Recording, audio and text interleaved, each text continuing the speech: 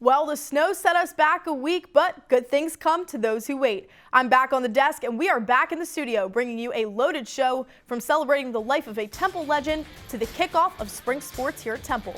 It all starts right now. You're watching All Access Pass.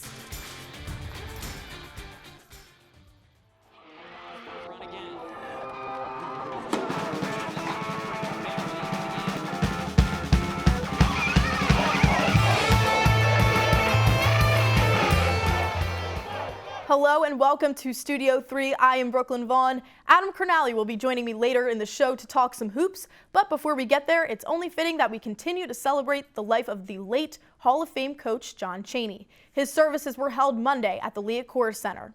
It was a day of tribute fit for a Philadelphia and college basketball legend. Our very own Ray Dunn brings us the story from Broad Street.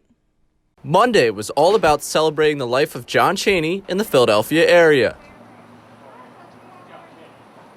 Across the area, high school and college programs held practice at 5:30 a.m. to pay tribute to the man who always had his players up before dawn, so they wouldn't miss any classes.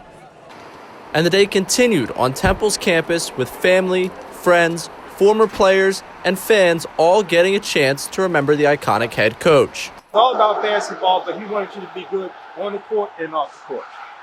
So he screamed and hollered and we accepted it. In which I'm now working here at Temple, so he did a good job. He wouldn't just have him play basketball. He said, I promise your son will get an education. And he's the only one in the family that got a college education. Here at the Liacouras Center, the day's event started with a public viewing from 9 a.m. to 1 p.m. It was followed by a private ceremony and then a live-streamed event at 3 p.m. Local basketball dignitaries, such as Villanova head coach Jay Wright, came to pay their respects early on. Then, it was time for those closest to Chaney to pay tribute. You gave me that opportunity at life, the one I always wanted. No more, no less. Everything I am today is because of you. I love you. When I first transferred back to Temple, I knew, once again, I found a father that I never had. I knew once again I could learn, and I did. The number of lives he changed cannot be calculated. And if he changed our lives, if he changed my life, that means he changed my kids' lives. And in some cases, you could even say grandkids' lives now. The downstream impact will be never-ending. A day of tributes fitting of the legend. Reporting from the Liacouras Center, I'm Ray Dunn, Owl Sports Update.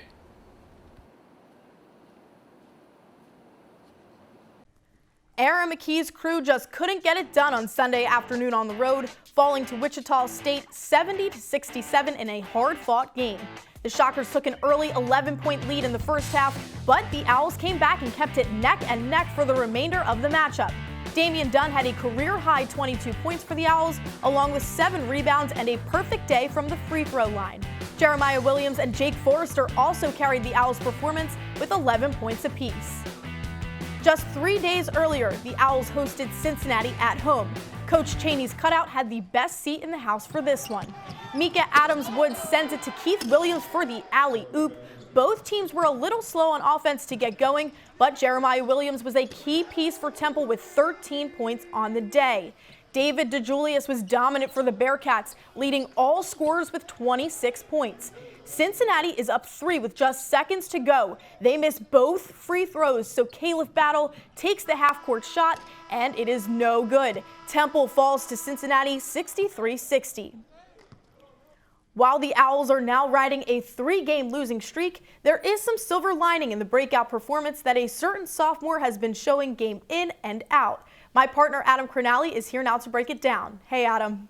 Hey, Brooklyn, thank you so much. Well, Caleb Battle, he needs no introduction anymore. The Butler transfer he's been scoring at will. He is a dynamic scorer. He's one of the most explosive scorers we've seen in years for Temple. The problem has been that Battle is taking too many shots. But before that, let's show some video of what this guy can bring on the fast break. This he made public on his Instagram. This is a windmill finish. That's the type of stuff you see in a dunk contest. And he can do that on any given night. Definitely exciting to watch in the future. But the problem has been the shot selection, and his percentages show that. Shooting under 30%, not just field goal wise, but from three as well.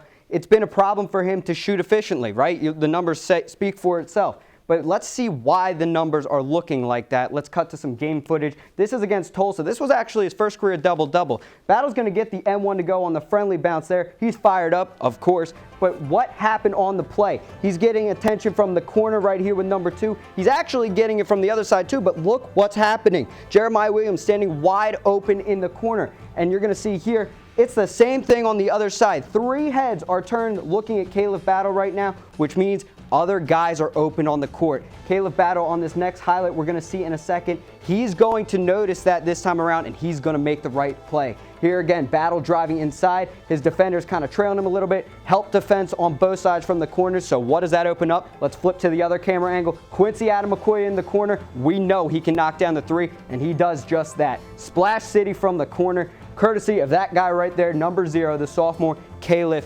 Battle. And the bottom line is, if Battle looks to pass more, when he draws attention from opposing defenses, the entire offense could run more efficiently. Battle's a dynamic scorer. The sophomore has such a bright future. He's gaining trust of Coach Aaron McKee along the way, and it's going to be an exciting few years for him on North Broad. That's all for this Battle breakdown. Reporting from the studio set, I'm Adam Cronally. Let's send it back to you, Brooklyn, over on the desk.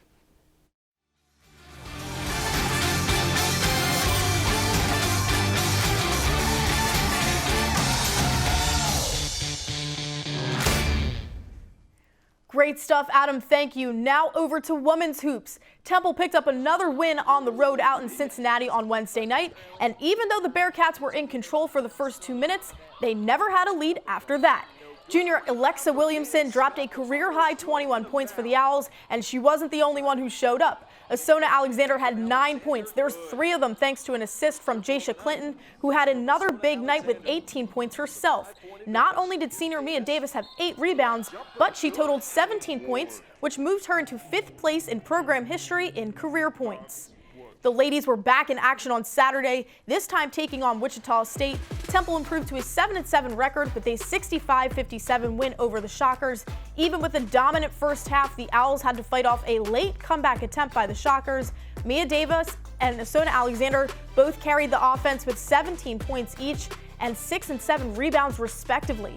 It was another big day for the freshman Jaisha Clinton, as she has 16 points and 5 assists. Next up, Temple will host Houston on Wednesday at 3:30. You can catch the game on ESPN+.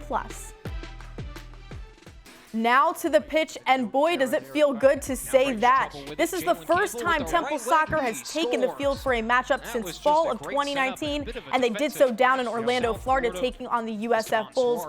That's senior Esteban Suarez with the unbelievable assist from midfield to Amir Cohen to give the Owls a 2-1 lead. USF goes on to score again and tie it back up, but in the 70th minute of play, Jalen Campbell seals the deal for Temple. He taps in his 2nd goal of the night, which was good enough for the junior to be named AAC Offensive Player of the Week. Temple comes out on top 3-2 and look to stay perfect as they host UCF this Saturday night at TSC. Before we go, we have to give a quick shout out to the Tampa Bay Buccaneers head coach, Bruce Arians. Of course, Arians accepted his first head coaching job right here at Temple, and this past weekend he became a Super Bowl champion. Alongside him was his defensive coordinator, Todd Bowles, who played defensive back for him at Temple in the 80s, and there are quite a few other staff members with Temple ties who are also celebrating the big win. We just wanted to extend our congratulations to them all.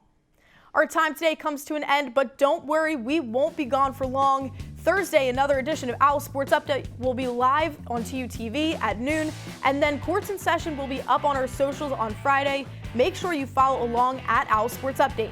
Our sports brief is back on Monday, and of course, we're here every Tuesday.